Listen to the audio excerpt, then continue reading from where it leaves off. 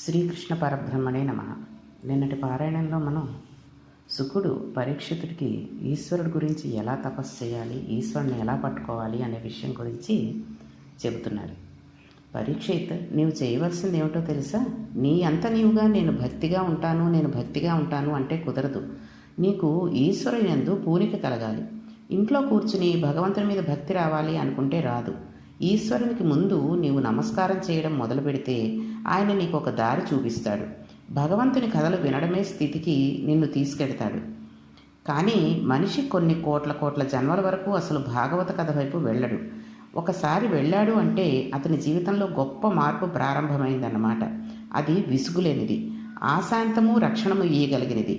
ఎవరికైనా సరే భగవంతుని కథలు అనేవి కర్ణపేయంగా ఎంతో సంతోషంగా ఉంటాయి. భగవంతుని కథలను వినడం మనం ప్రారంభిస్తే భక్తి కలుగుతుంది. ఆ భక్తితో అంతటా నిండి ఉండి చూస్తున్నవాడు, చేయిస్తున్నవాడు సర్వేశ్వరుడే అనే భావన కలిగి మనకు తెలియకుండా భక్తిలో ఒక విచిత్రం ఏర్పడుతుంది. ఏదో పూజ గదిలోకి వెళ్ళి ఒక పావుగంటో అరగంటో పూజ చేయడం కాదు. అసలు భక్తికి ఒక నియమము, సమయము అవసరం లేదు. భక్తి అలవాటైపోతే స్వప్నంనందు కూడా భగవంతుని గురించే ఆలోచిస్తాం. మనస్సుకు ఉండే చాలా గొప్ప బలం, చాలా గొప్ప బలహీనత ఒకటే. అది తెలుసుకోకుండా భాగవతమును చదివితే అర్థం లేదు. మనస్సు ఎప్పుడూ మనం ఉండమన్న చోట ఉండదు. భక్తి పరిణితి చెందితే మనం ఏ పనిలో ఉన్నా మనస్సు ఈశ్వర పాదాల దగ్గర ఉంటుంది. ఇది ఈశ్వర కథలు వినడంతో ప్రారంభమవుతుంది.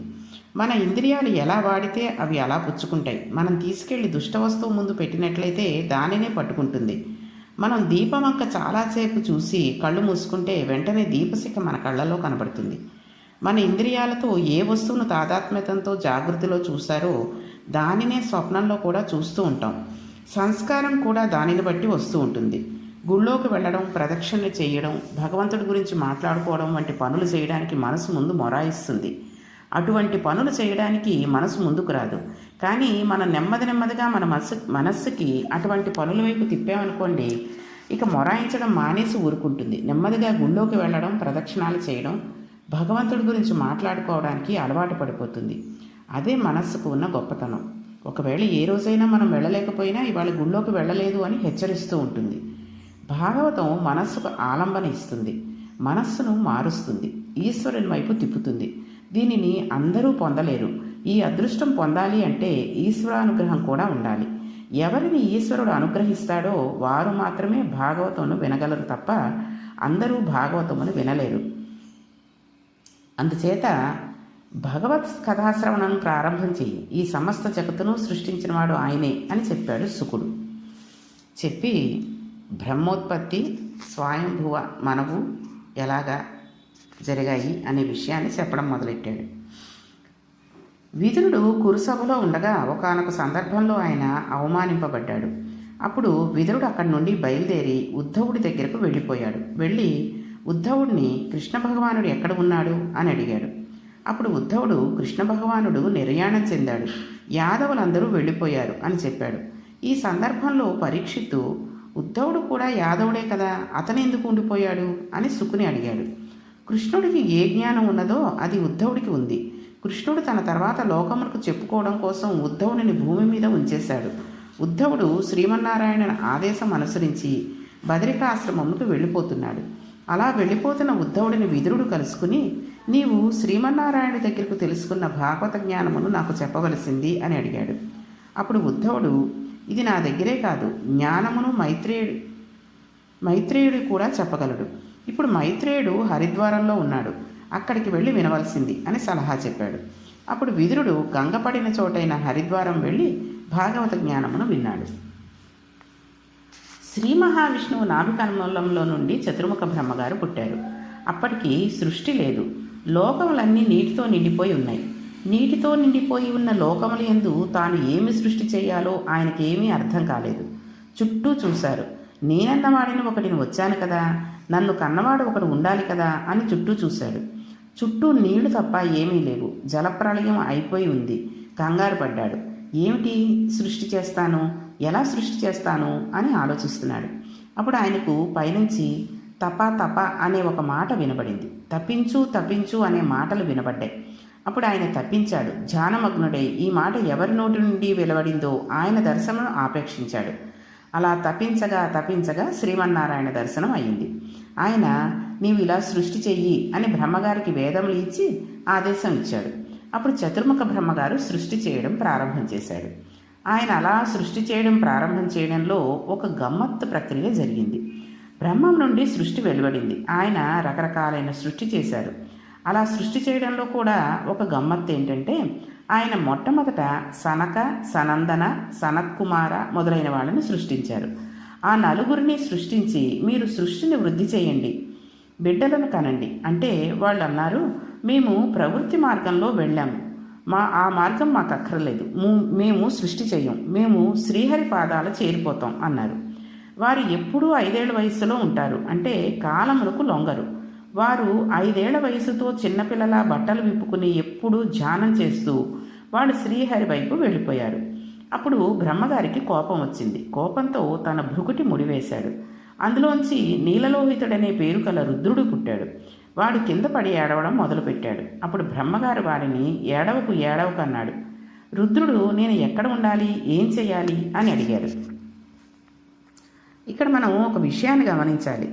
ఇక్కడ సృష్టి సంకల్పంలోంచి ప్రారంభమైంది. ఇప్పుడు ఉన్న సృష్టి మిథున సృష్టి, అనగా స్త్రీ పురుష మైథునం చేతనే సృష్టి జరుగుతూ ఉంటుంది. కానీ ఇప్పుడు జరిగిన సృష్టి కేవలం ఈశ్వర సంకల్పం చేత మాత్రమే జరిగిన సృష్టి.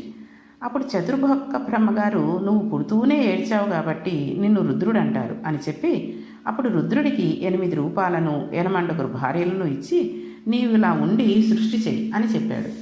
అప్పుడు ఆయన కొన్ని గణములను సృష్టించాడు. ఆ గణములు అక్కడ ఉన్నవాళ్లను తినివేయడం మొదలెట్టాయి. ఇప్పుడు బ్రహ్మగారు రుద్రుడిని పిలిచి ఇక నీవేం సృష్టి చేయవద్దు, కేవలం తపస్సు చేసుకుంటూ ఉండవలసింది అని చెప్పాడు. అంటే ఆయన తపస్సు చేసుకుంటూ కూర్చుండిపోయాడు. మళ్ళీ బ్రహ్మగారు ఆలోచిస్తూ కూర్చున్నారు. అలా ఆలోచిస్తుంటే ఆయన శరీర భాగముల నుండి రకరకాల మహర్షులు బయటికి వచ్చారు. బ్రహ్మగారి ఒడిలోంచి నారద మహర్షి బయటకు వచ్చారు. బ్రహ్మగారి వీపులోంచి అధర్మం వచ్చింది, అధర్మంలోంచి మృత్యువు వచ్చింది. బ్రహ్మగారి ముందు భాగంలోంచి ధర్మం వచ్చింది. అప్పుడు బ్రహ్మగారు ఇలా నేను సంకల్ప వికల్పములు చేస్తే ఎంత సృష్టి చేస్తాను అనుకున్నాడు. ఒక్కొక్కసారి సృష్టి చేసే వారి యందు కూడా మోహం కలుగుతుంది. బ్రహ్మగారు ఒక స్త్రీని సృష్టించి ఆ స్త్రీ యందు మోహమును పొందాడు. అప్పుడు ఋషులు మీరు సృష్టించిన స్త్రీ యందు మీకు మోహం ఏమిటి అని ప్రశ్నించారు. వెంటనే ఆయన అన్నాడు, ఇది సృష్టికి ఉండే లక్షణం కాబట్టి ఏ శరీరంతో అలా మోహాన్ని పొందానో ఆ శరీరాన్ని వదిలిపెట్టేస్తున్నాను అన్నాడు. అని ఆ శరీరాన్ని వదిలిపెట్టేశాడు. ఆ శరీరం పొగమంచు అయ్యింది. మనకి రోజు కళ్ళకి అడ్డంగా వచ్చే పొగమంచు అదే. అది ఎదురుగా ఉన్న విషయాన్ని కనబడనివ్వదు. పొగమంచు వలన అపకారమే తప్ప ఉపకారం లేదు. ఆ బ్రహ్మగారి విడిచిపెట్టిన శరీరమే పొగమంచుగా మారింది. చూడండి, పొద్దున పూట బయటికి వెళ్ళాలంటే కార్లకి, రైళ్ళకి సిగ్నల్స్ అవి కూడా ఏమీ కనబడకుండా ఉంటాయి. దాటి వల్ల ఎంతో అపకారాలు జరుగుతూ ఉంటాయి. అటువంటి అపకారమైన పొగమంచులాగా బ్రహ్మగారు మారిపోయారు. తర్వాత బ్రహ్మగారు మైథున సృష్టి చెయ్యాలని అనుకుని తన శరీరంలోంచే 2 సృష్టించాడు. ఒకటి స్త్రీ, ఇంకొకటి పురుషుడు. ఇలా సృష్టించి వీళ్ళ యందు వ్యామోహముని ఏర్పాటు చేస్తాను, అప్పుడు ధర్మబద్ధమై ప్రజా సృష్టి జరుగుతుంది అన్నాడు. అలా మొట్టమొదటి సృష్టించిన వాళ్ళలో మొట్టమొదటి పుట్టినవాడు స్వయంభువ మనువు. ఆయన భార్య పేరు శతరూప. వీళ్ళిద్దరూ పుట్టారు. అప్పుడు బ్రహ్మగారు అన్నారు, కొడుకు తండ్రిని సంతోషపెట్టాలి, నీవు సృష్టి చెయ్యి అన్నారు. అనగా స్వయంభూ మనువు 5 బిడ్డలను కన్నాడు. కని వచ్చి తండ్రికి తాను 5 బిడ్డలను కనినట్లు చెప్పాడు. అప్పుడు బ్రహ్మగారు వాళ్ళెవరు అని అడిగారు. అడిగితే ఆయన తన బిడ్డల పేర్లు ఇలా చెప్పాడు. ఒక ఆయన పేరు ప్రియవ్రతుడు, 2వ వాడు ఉత్తానపాదుడు, కుమార్తె పేరు అకూతి, మరొక కుమార్తె పేరు ప్రసూతి, 3వ కుమార్తె పేరు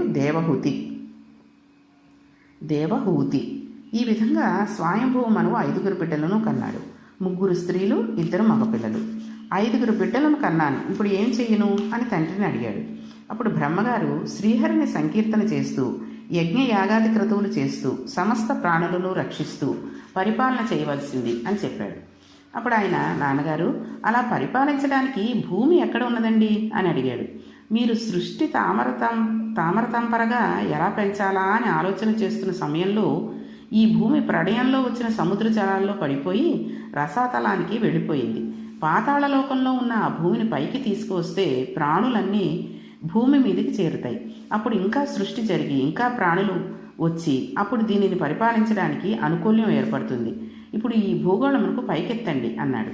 ఆ భూమిని ఎలా పైకెత్తడమా అని బ్రహ్మగారు ఆలోచించారు. ఆ భూమిని ఇప్పుడు రసాతలం నుంచి ఎవరు పైకి తీసుకొస్తారు అని ఆలోచిస్తున్నారు. ఈయన సంకల్పం చేయగానే వెనక నుండి చేయిస్తున్నవాడు ఒక ఆయన ఉన్నాడు. ఆయనే ఇన్నిగా వస్తున్నాడు. ఆయన ఇప్పుడు బ్రహ్మగారి ముక్కులోంచి ఊడి కింద పడ్డాడు. ఇవన్నీ మనకి చిత్రంగా ఉన్నట్టు కనిపిస్తాయి, కానీ పరమ యథార్థాలు. తపశ్శక్తి ఉన్నవారు చేసిన సంకల్పములు ఈశ్వరుని అనుగ్రహంగా జరిగిపోతూ ఉంటాయి. అందుకని ఆయన నాసికారంధ్రంలో నుంచి చిన్న వరాహమూర్తి ఒకటి కింద పడింది.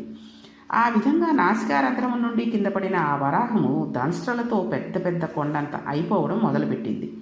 అది అప్పుడు అడుగులు తీసి అడుగు వేయడం మొదలుపెట్టింది. అక్కడ ఉన్న ఋషులందరూ దానికేసి ఆశ్చర్యంగా చూస్తున్నారు. వాళ్ళకి అర్థమైంది, స్వామి సంకల్పంను అనుసరించి భూగోళం పైకి ఎత్తడానికి ఎవరు మొట్టమొదటి నుంచి చివరి వరకు ఉంటున్నాడో అటువంటి ఈశ్వరుడు వచ్చాడు అనుకున్నారు. అనగా మొదటి అవతారం వచ్చింది. మనం అందరం ఉండడానికి కావలసిన భూమిని పైకెత్తి మనకి నివాసం ఇవ్వడానికి ఈశ్వరుడు ఆ రూపమును పొంది వచ్చి ఉన్నాడు. ఈవేళ మనం ఇలా ఉన్నాము అంటే ఆయనకు మనం ఎంతో కృతజ్ఞులమై ఉండాలి. ఇది యజ్ఞవరాహంగా వచ్చింది. వచ్చి అడుగు తీసి అడుగులు వేస్తూ సముద్రంలోకి దూకింది. దూకితే పెద్ద చప్పుడైంది. అది భూమి కోసం మూపు పెట్టి వెతుకుతోంది. అలా వెతకడంలో దాని ముఖం నిండా నీళ్లు అంటుకున్నాయి. అప్పుడు అది తన ముఖాన్ని నీటిపైకి తెచ్చి విదిలించింది. అప్పుడు ఋషులందరూ వెళ్ళి ఋగ్వేద సామవేదములతో స్తోత్రం చేస్తూ ఆ నీళ్లు మీద పడేటట్టు నిలబడ్డారు. ఈ కంటికి గోచరమవని వాడు రక్షించడం కోసమని ఇప్పుడు ఒక విచిత్రమైన మూర్తిగా వచ్చాడు. వచ్చి నీటితో తడిసిన దేహంలో ఉన్న నీటిని చుమ్ముతున్నాడు. దీనిని విన్నప్పుడు విదుడు ఒక విచిత్రమైన ప్రశ్న వేశాడు. దానికి జవాబుగా, యజ్ఞవరాహం వచ్చినప్పుడు ఈయన ఎంత గొప్ప మూర్తియో అంత గొప్ప రాక్షసుడు ఒకడు నీళ్లలోంచి వచ్చాడు. వాడు వచ్చి అనవసరంగా యజ్ఞవరాహమూర్తి మీద కలియబడ్డాడు. అక్కడ ఉన్న వాళ్ళందరూ యజ్ఞవరాహమూర్తిని స్తోత్రం చేస్తున్నాడు. వీడు ఒక్కడే కలియబడ్డాడు. ఆయన ఆ రాక్షసుడిని చంపి అవతల పారేశాడు అని చెప్పాడు. ఆ వచ్చినవాడు ఎవడు, ఎందుకు వచ్చాడు? అందరూ నమస్కరిస్తుంటే వాడొక్కడే యుద్ధం చేయడం ఏమిటి? అందుకు సంబంధించిన కథను చెప్పవలసింది అని పరీక్షిత్తు అడిగాడు. అందుకు సమాధానంగా శుకుడు చెప్పడం ప్రారంభించాడు. ఈ శుకుడు ఆ కథను ఏ రకంగా చెప్పాడు అనే విషయాన్ని మనం రేపటి పారాయణంలో తెలుసుకుందాం. అయితే ఈ కథలు కొంచెం అటు ఇటుగా మార్చి మనకి ఒక వరుసలో రావాలి అనే ఉద్దేశంతో ఈ కథాభాగాన్ని కొద్దిగా ముందుకి వెనక్కి మార్చడం జరిగింది. ఒక వరుసలో వచ్చి అందరికీ అర్థమవుతుందనే ఉద్దేశంతో. కాబట్టి మీరు వేరే ఎక్కడైనా భాగవతం చదివినా విన్నా అందులో ఇలా ఉంది ఇందులో ఇలా చెప్తున్నారేంటి అని అనుకోకుండా వింటారనే ఉద్దేశం. కాబట్టి రేపటి పారాయణంలో ఆ వచ్చినవాడు ఎందుకు వరాహమూర్తితోటి యుద్ధం చేశాడు, ఏమిటి ఆ కథ అనే విషయాన్ని తెలుసుకుందాం. శ్రీకృష్ణ పరబ్రహ్మణే నమః.